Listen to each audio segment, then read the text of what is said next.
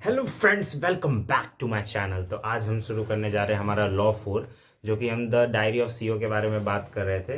तो the diary of CO में अब तक हम लॉ 3 कर चुके हैं। पार्ट 3 हमने वीडियोस अपलोड कर चुके हैं। ये हमारा चौथा वीडियो है जो कि स्टेट करता है, जो कि लॉ 4 है। You do not get to choose what you believe. मतलब तुम्हें हमेशा उस चीज़ को चूज नहीं करना होता है जिस चीज़ पे तुम्हारा बिलीफ हो।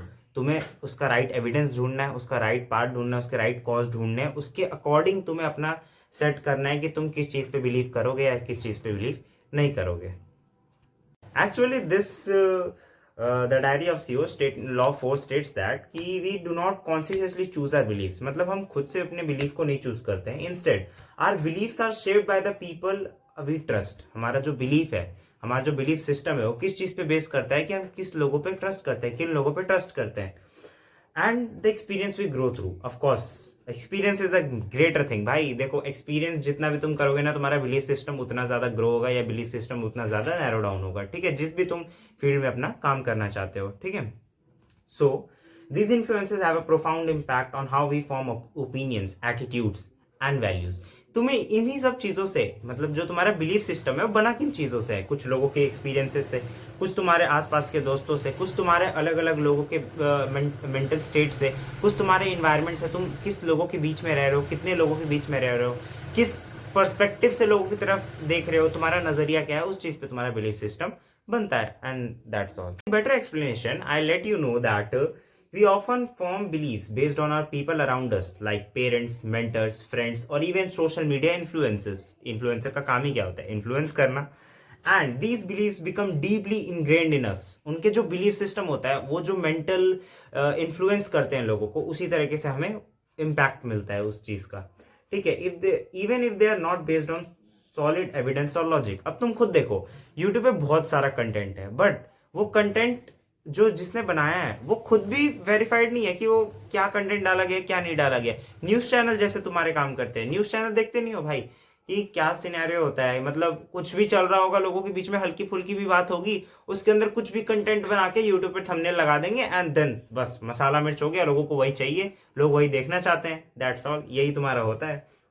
Then our belief can be challenged or reinforced by the information we encounter and the people who present it to us. हमारा जो बिलीफ सिस्टम होता है ना, उसको हम तभी चैलेंज कर पाएंगे या तभी रीइंफोर्स कर पाएंगे जब उसके ऊपर हम एविडेंस ढूंढेंगे, जब उसके ऊपर हम एक अलग से अपना तर्क रख पाएंगे, अलग से अपनी चीजों को देख अलग अलग पर्सपेक्टिव से देख पाएंगे। जैसे अभी बहुत सारा न्यूज चल रहा है किस चीज के ऊपर में, क्राइम है, इन सब चीजों के ऊपर में।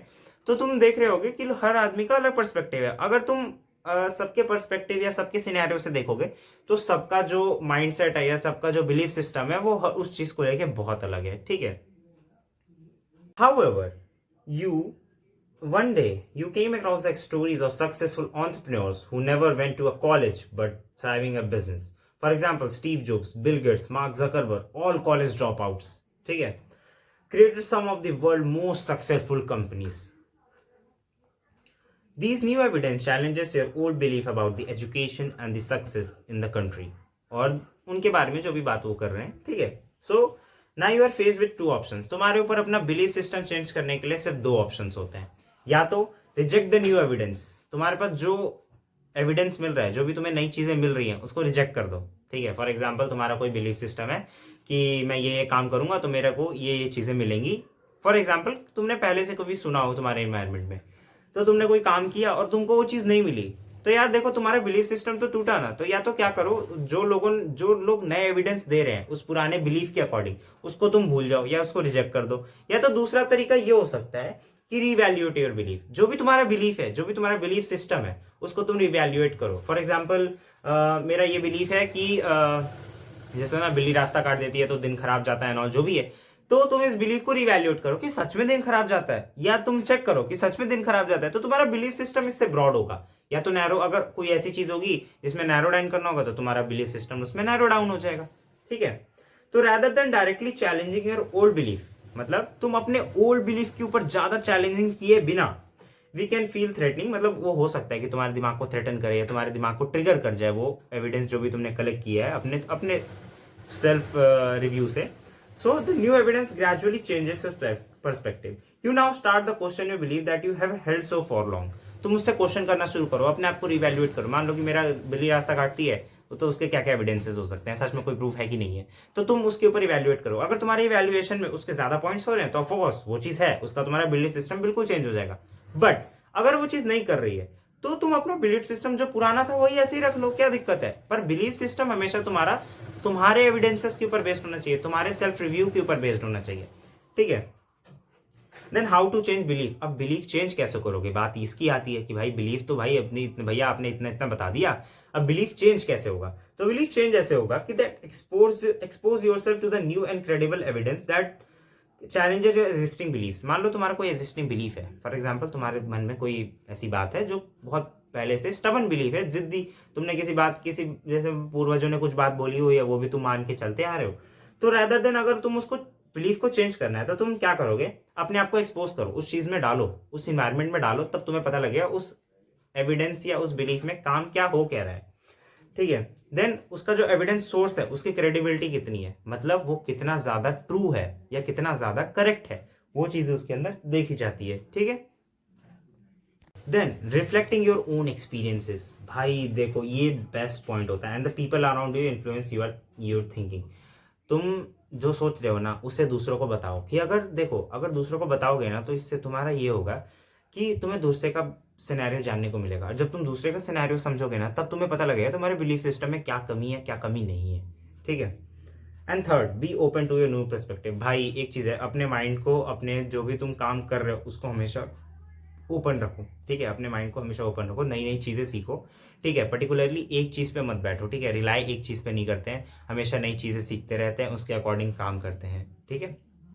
Then by gradually shifting our beliefs based on our evidence and reflection we can grow and adapt in our both of personal and professional life। हम दोनों तरीके में बढ़ सकते हैं, पर्सनल लाइफ में भी आगे बढ़ सकते हैं और प्रोफेशनल लाइफ में भी आगे बढ़ सकते हैं अगर हम हमें बिलीफ सिस्टम के ऊपर काम करें तो। This book has a very good, thoughtful statement, which I want to let you know that do the things you fear and keep on doing it। जिस चीज़ से तुम्हें सबसे ज़्यादा डर लगता है ना, जैसे मेरा कैमरा फियर था, स्टेज फियर था, डांस, मतलब ये सब चीज़ें नहीं होती मेरे से। मैं कैमरा फियर अपना ख़त्म कर रहा हूँ, मैं अपना जो डांस था ये भी कॉलेज में फेस्ट वगैरह होते हैं, देन उनके थ्रू ये चीज़ भी ख़त्म करना चाहता हूँ, ठीक है। सो उस चीज़ के ऊपर अगर तुम्हें किसी चीज़ का फेयर ख़त्म करना है ना, उस काम को करते रहो। ये एक क्विकेस्ट एंड श्योरेस्ट फॉर्म है, मतलब बहुत जल्दी हो जाएगा क्योंकि तुम डेली वो काम कर रहे हो, कॉन्सिक्वेंटली काम कर रहे हो। एंड श्योरेस्ट मतलब एकदम सटीक वे है। शॉर्टकट मत ढूंढो भाई, जो चीज में जितना टाइम लग रहा है उस टाइम को उस काम को उतना टाइम दो, ठीक है। Then ever yet discover to conquer fear, मतलब ये एक सबसे बेस्ट वे है जिससे तुम अपने फेयर को डिस्कवर कर पाओगे या अपने फेयर के ऊपर ओवरकम कर पाओगे, ठीक है। एंड लास्टली मेरे एक और लास्ट थॉट है जो कि होता है, जैसे मैं हर एक स्टेटमेंट में देता हूँ, जैसे लॉ, हर एक लॉ में देता हूँ। तो ये जो लॉ 4 है ये बोलता है कि stop telling your self you are not qualified, good enough और वर्दी। तुम अपने आप को ये बोलना ही छोड़ दो कि तुम इस चीज़ के लिए क्वालिफाइड नहीं हो, इस चीज़ के लिए इनफ नहीं हो, इस चीज़ के लिए तुम्हें जानकारी कम है, इस चीज़ के लिए तुम वर्दी नहीं हो। Rather than growth happens when you start doing the things you are not qualified to do. तुम्हारी ग्रोथ तब होती है जब वो उस काम को तुम करना शुरू करते हो जिसके अंदर तुम क्वालिफाई नहीं हो। फॉर एग्जाम्पल, मैं यूट्यूबर नहीं हूँ, मुझे यूट्यूब चलाना नहीं आता एंड मुझे यूट्यूब पे वीडियोस डालना नहीं आता। अब मुझे सीखना है तो मैं एक काम को तभी सीख पाऊंगा जब उस चीज़ के ऊपर मैं कंसिस्टेंसी काम करता रहूंगा, एडिटिंग करता रहूंगा या इस बुक के माध्यम से तुम्हें ज्ञान देता रहूंगा। तो इससे मेरा भी ज्ञान बढ़ेगा, साथ साथ तुम्हारा भी ज्ञान बढ़ेगा, ठीक है। So doing things you are not qualified to do, ठीक है। जो तुम काम नहीं कर पाओगे उस चीज़ में काम करो, तो क्विकेस्ट एंड श्योरेस्ट मेथड है जिससे तुम्हें सबसे ज़्यादा रिजल्ट मिलेंगे। सो एट लास्ट यही बोलूँगा कि भाई वीडियो थोड़े 2 दिन या 3 दिन के कॉन्जिक्यूटिव टाइम पे आती है, सो मैनेज किया करो। And please do like, share, comment and subscribe. And भाई बता दिया करो, तुम्हें कोई भी डाउट होता है तो कमेंट सेक्शन हमेशा खाली है and I am open to give you answers of all that. So अभी मैं इतने दिन बाद वीडियो आई है, मतलब ये सबसे ज़्यादा गैप में वीडियो आई है, तो इसलिए आई है क्योंकि इसके अंदर हम क्या थे ना, तो हम अपने घर आ गए हैं, तो अभी हम अपने उसमें नहीं है, पीजी में नहीं है। सो अपने घर पे से मैं वीडियो शूट कर रहा हूँ, तो मैं कंटेंट दे रहा हूँ। So thank you for joining and bye bye.